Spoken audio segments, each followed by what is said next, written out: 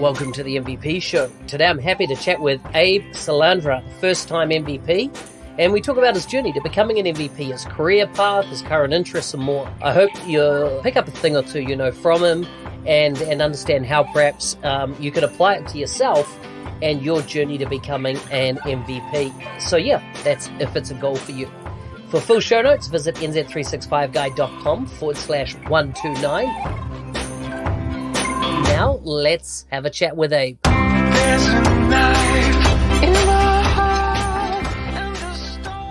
Abe, welcome to the MVP Show. Hi, Mark. How are you? Thank you for having me in the show. Excellent. Good to have you on here. Tell us a bit about where you hail from in the world. Well, right now I'm in the Dallas area, Texas area in the United States. So that's where I base, since almost 2000. So I've been here, for a while. So love to, the area. I can fly everywhere, just one hop. So that's the reason why I'm still here. Tell us what made you choose, though, to live in Texas? Where did you come from originally?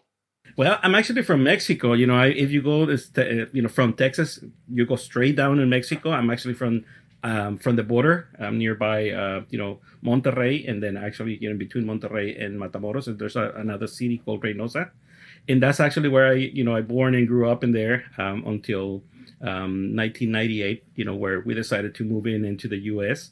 And that's like, initially we just crossed the bridge, we went from Mexico to the United States, and then, it spent, some time there in the border, and then decided I'm going to be in the technical side, and into the IT. And it was actually so difficult in that area. So I tried to move into, major cities. San Antonio was the first option. The second option was Austin. The third option was Houston. And the last option was Dallas. So, I did all kinds of travel around those cities, trying to find a job. And then finally I got a job in Dallas, where they hired me on the spot and they want me to start working on, I went for an interview on Wednesday. They want me to start working on Monday. So, that pretty much I moved myself, the first week. And then my wife and my son and my daughter, later on, they come into the Dallas area. So they joined me, finally moving. So were you working on customer projects or were you working for a Microsoft partner? Neither. I was actually working at that time. I was working a lot more into the DBase 3, type of language, Clipper, Fox Pro, Fox Base. So that's actually how they hired me. Then later on, pretty much, I think I started with the Microsoft products around 2000, where I actually switch from the, X bases or the D bases, into the Visual Basic 6 at that time. So it was actually the transition. And then later on, I did the transition to the .NET world. Initially I was trying to do the transition between, Visual Basic and Visual Basic .NET, where I get all confused, like, many other people. So I decided okay, I'm going to jump in from brand new. So I decided to jump into the C# world. And pretty much from 2002, up to now, I've been just doing C# now. So and then moving to 2006, that's where I started moving my career into, from the development consultant, from the senior solution architect on the .NET and ASP.NET and web development. I moved myself into the more into the Dynamics world. When I started actually with the Dynamics CRM version 1.2, so a long time ago. Mm-hmm. So what made you then decide to pivot into Dynamics? It was interesting. It was a conversation with my CIO. I was a senior web developer on the company, and then we were actually having lunch and says, "Hey, I'm gonna need to have somebody working with a call center." I was working on a company, and he says, "We need somebody to work in the call center. I know you're actually busy, but I want you to get into this, and let me know if you can take care of it." Like, okay. So the first conversation was actually with a partner that they were actually doing the installation for Dynamics for Dynamics CRM. And they did the installation and went horrible. At 1.2, it took forever. And, at the end, it didn't actually was exactly what I was looking for. So the guy told me, you know what, you need to wait. There's going to be in a few months, it's going to be the release for version 3. And I think that's what you're looking for. Okay. So finally, we wait for that one. We did the installation. It went a lot smoother. And then I started looking into the customizations. And that's where I get hooked onto this, because most of the time as a developer, you build the platform from the ground up and then you start thinking about the business process at the very end. So in this case, we start looking at the business process instead of thinking about the platform. And I love that. So that's when I did my switch. I started actually getting heavily involved into the Dynamics world and then heavily involved into CRM. And then pretty much, it took over from there. Wow. Okay, so 3.0 was when you really started liking the product. Would that be right? Exactly. So it's like a love-hate situation at that point. I hated it because it was so difficult to install, so difficult to maintain. But I love it because of the flexibility that it gives me, that, I don't have to worry about too much on the database side, and I don't have to worry too much on, the infrastructure side. And, everything was available for me through the UI. And I like that. The configuration was a lot better than, just trying to put everything together on a web page, or, trying to do kind of like a coding behind and things like that. So yeah, makes sense. So tell me a bit about your journey to becoming an MVP. How did that come about? That was actually a really interesting situation also, because, I started trying to become an MVP, like, I don't know, 5 years now. And then, it was a little bit,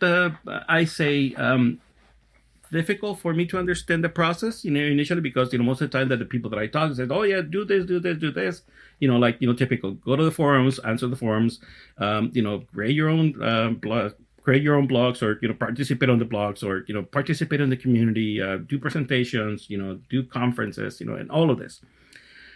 However, they never told me that I have to keep track on links, on videos, on recordings, and the dates, and all of that information that you have to go. So on my case was a little bit like, yes, I've been doing a lot of things for the community, but I'm not tracking everything correctly. So that was actually one of the biggest problems that I keep, getting into the situation where, I put in the information and I was not able to track everything.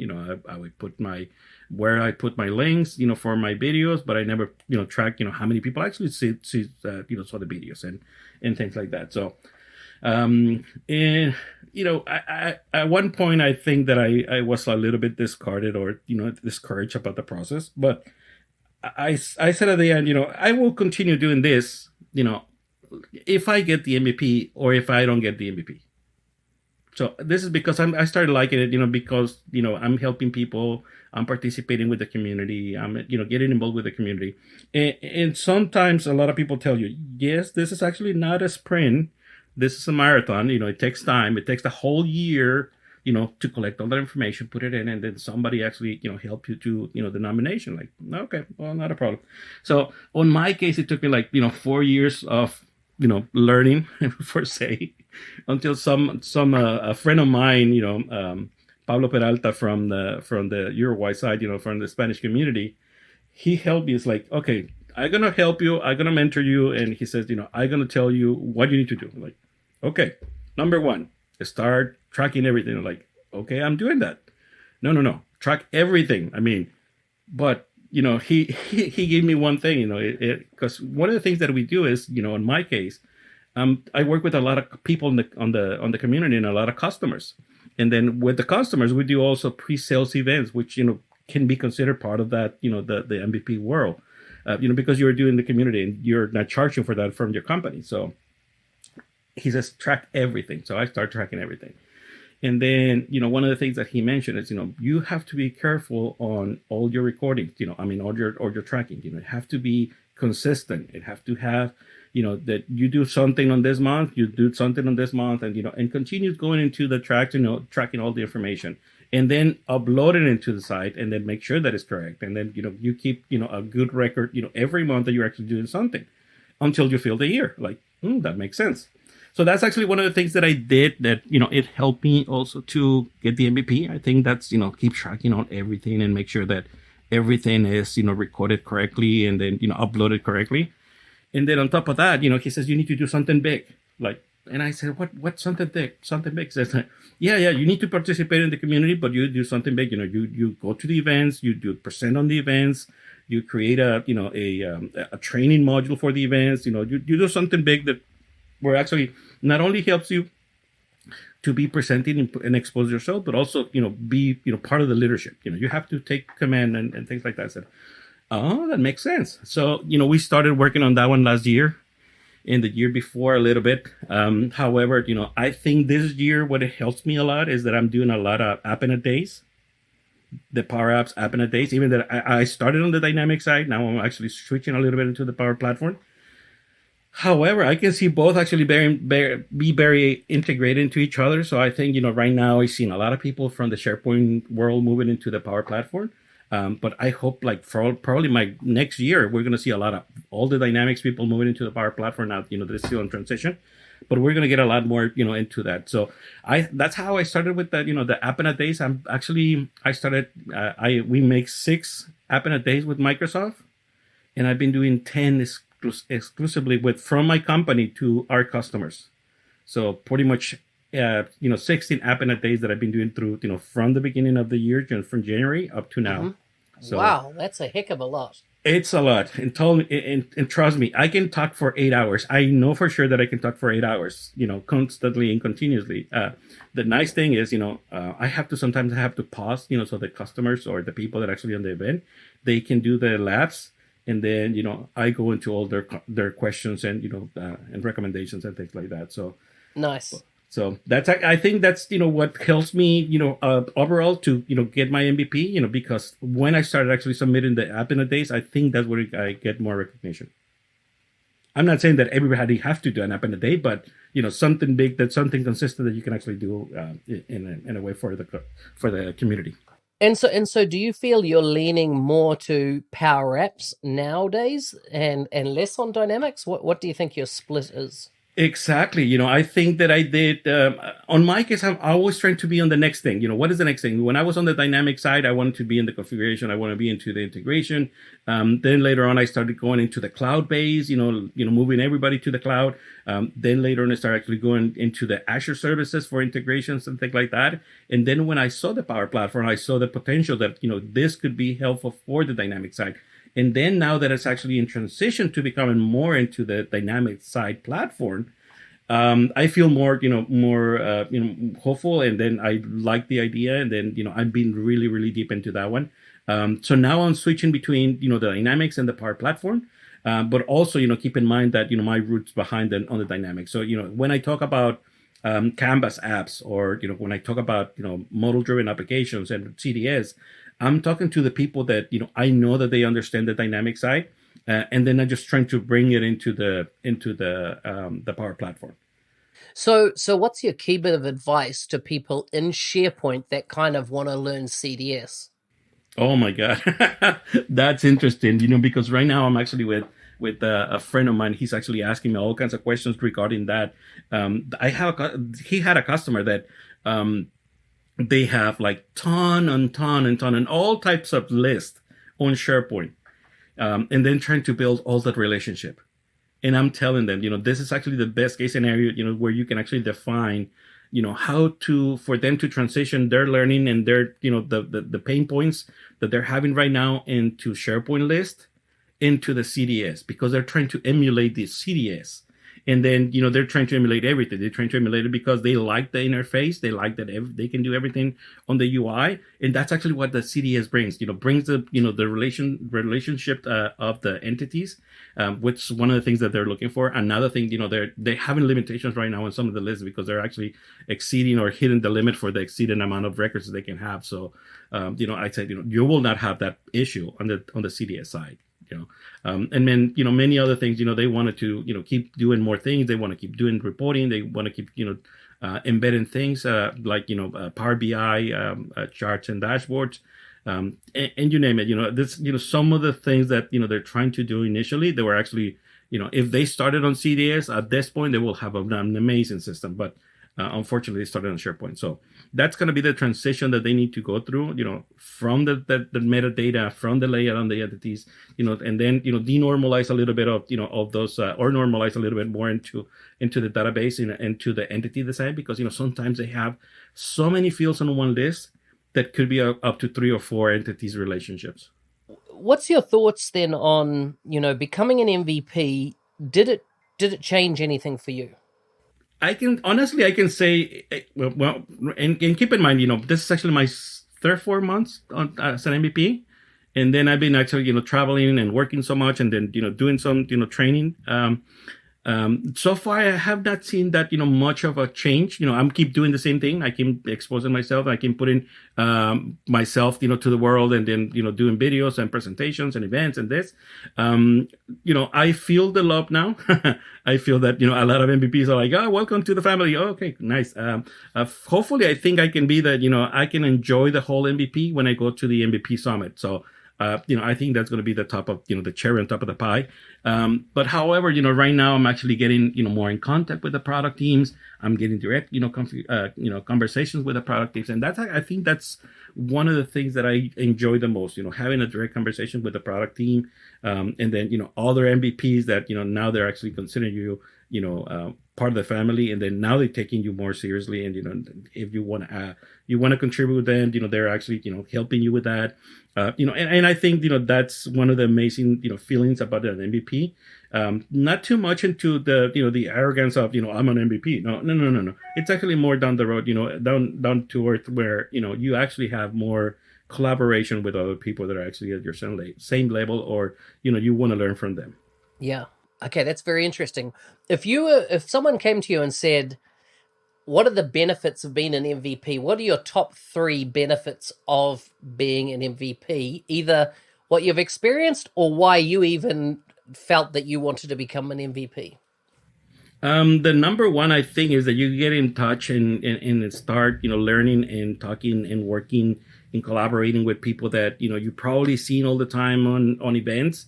And then you actually can get direct contact with them, and then have more collaboration with them. I think that's, for me, the number one. Number 2 is, you get in contact with the product team. And number 3 is that, you get a lot more details, from the product team. Something in advance, something, that you cannot make announcements yet, but, there's coming. But, at least you get more detail about that. And I really like that. Just trying to be on the top of things. I love that. Mm-hmm, mm-hmm. Any other kind of benefits that comes to mind? The other ones is actually you get an MVP. As an MVP, you get an MSDN subscription. I work with a company. They provide me all the products. Sometimes I wanted to have for me and my family, the products and the computers and everything.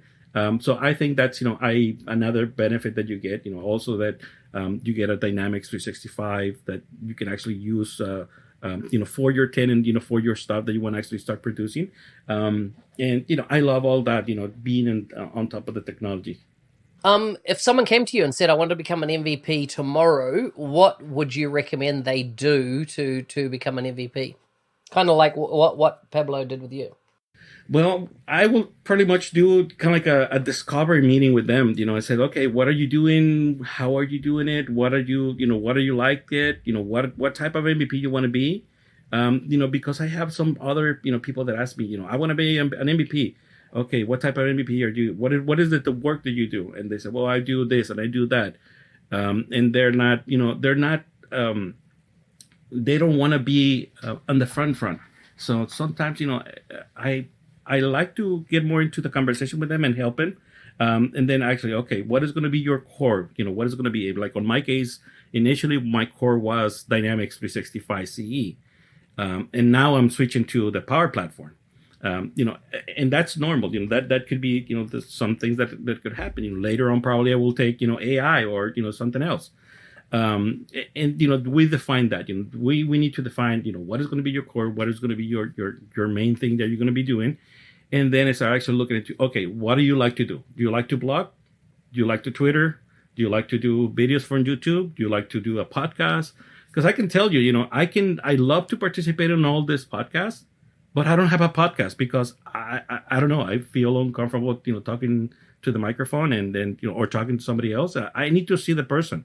I need to have an interaction with somebody to be part of a podcast. Like right now we're having this conversation, and I feel that I'm talking to somebody. But if I do it on my own, I think that I don't get the benefit for that. So doing a video, I'm more comfortable because I have somebody here with me all the time.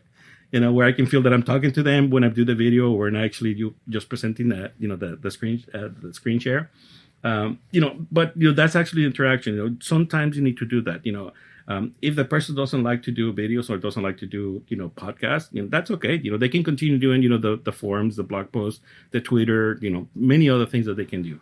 Yeah, exactly. What when it comes to contributions, and it's one of the key things that MVPs kind of, as you talked about, you need to note it down, you need to track it, you need to provide a link to it, and then what is the reach of that kind of contribution for you? What have you found is your sweet spot when it comes to contribution? Is it doing the 1-day kind of app in a day events, or is it something else? Fortunately, some right now, yeah, it is. The app in a days have been taking a lot of time. Number one, because it takes the whole day. Number two is because, it's not only one day sometimes, from my company or from, other events.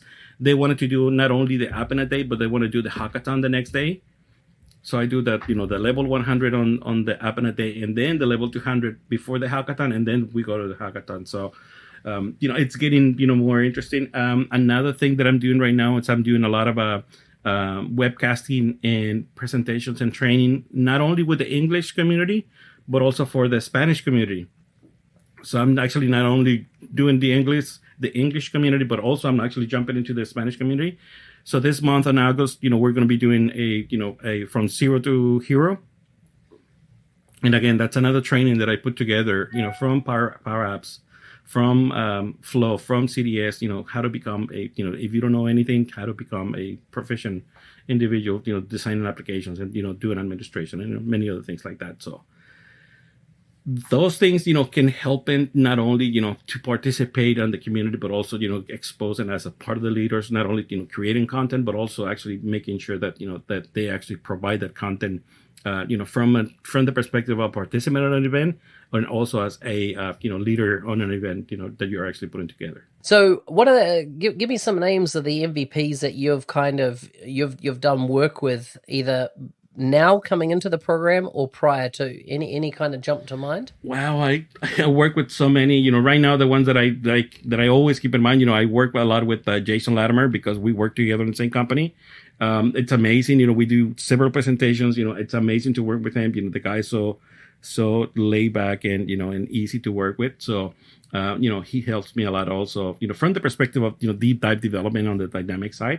But also, we did I think we did a presentation on custom connectors for PowerApps and Flow, where I did the simple connector, and he went deep dive into the rabbit hole about how to create all these amazing connectors and everything. So that's one. Another one that I can tell you is Pablo Peralta. He helped me a lot, from the Hispanic community, and then many others. So sorry guys, Joel, from Joel Lindstrom.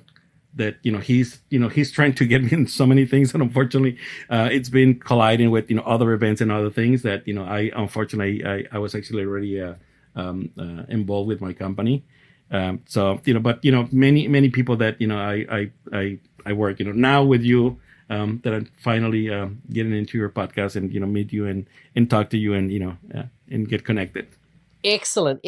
What's the next big event you're off to? The next event is going to be, like I mentioned before, the 20 is going to be that, the webinar that I'm going to be doing. No, as in conference. Oh, the conference type event. There's going to be the summit, the CRMGG or the Power. Okay, over in Orlando? Yeah, we're in Orlando. You awesome. will see me there. I get to see you there. Of course, great. Yes. And then I'm going to do a pre-event also there. So I'm going to be doing, how to migrate your knowledge from the dynamic side to the Power Platform. So that's going to be another one that it's going to be a short training and short webcast. No, I'm sorry, no, that's not going to be a webcast. That's going to be in person, and we're going to be participating in that one. That's going to be for all my Dynamics people that they want to know how to transition their knowledge into the Power Platform and how to expand it. That's going to be an amazing event. Yeah, totally awesome. That's so good. Okay. I always like to end with a couple of quick fire questions. So are you ready? These questions are going to have to make you think, because the answer might not just roll off your tongue, but who knows? Anyhow, here's the first one. Okay. Which season fits your personality? Summer, winter, autumn, or spring? Autumn. Autumn? Yeah. Why? I grew up on a location on the south side of the U.S. or north side of Mexico, where you don't see the season change. So, everything's or hot or not that hot, but that's it. You don't see, winter, you don't see summer, you don't see, autumn.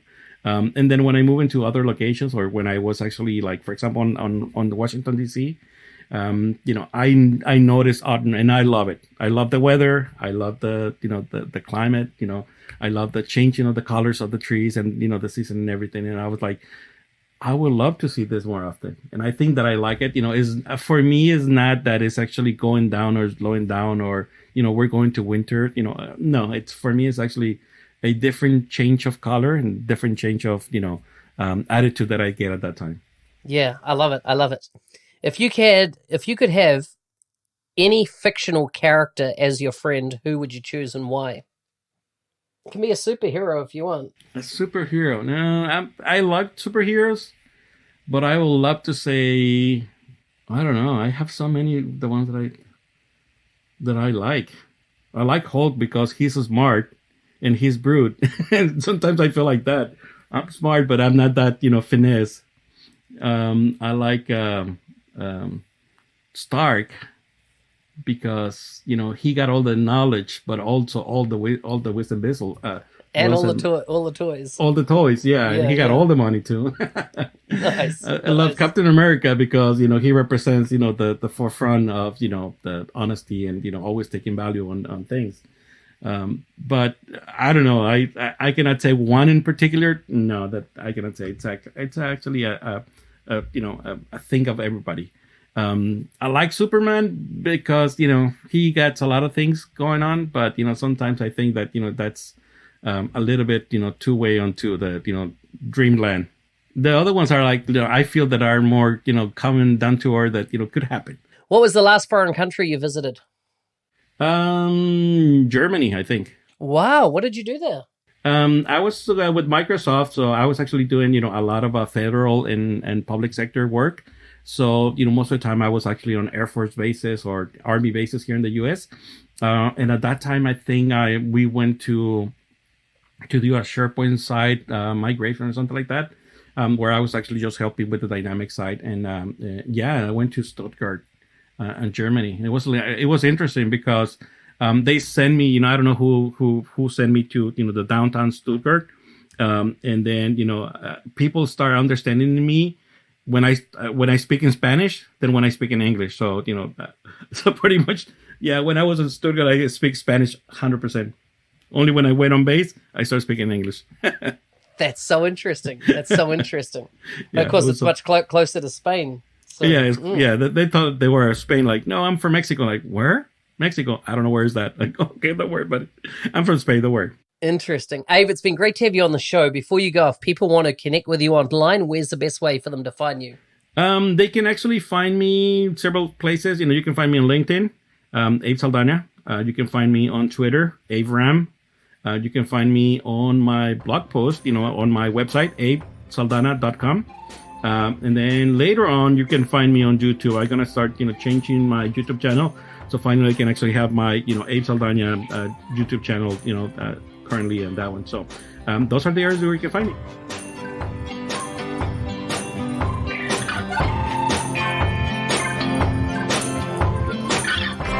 Hey, thanks for listening. I'd love to get some feedback from you on this, podcast series. So whatever podcast app you're using, please, can you log in and perhaps leave a review? I've got a few reviews. I think about 8 reviews on iTunes at the moment, but I'd love to get some more. So feel free, leave a review if you're finding these kind of podcasts, talking with MVPs, understanding their journey helpful. Let me know, and I'll continue on with it. As I said before, full show notes can be found at nz365guide.com/129. See you next week.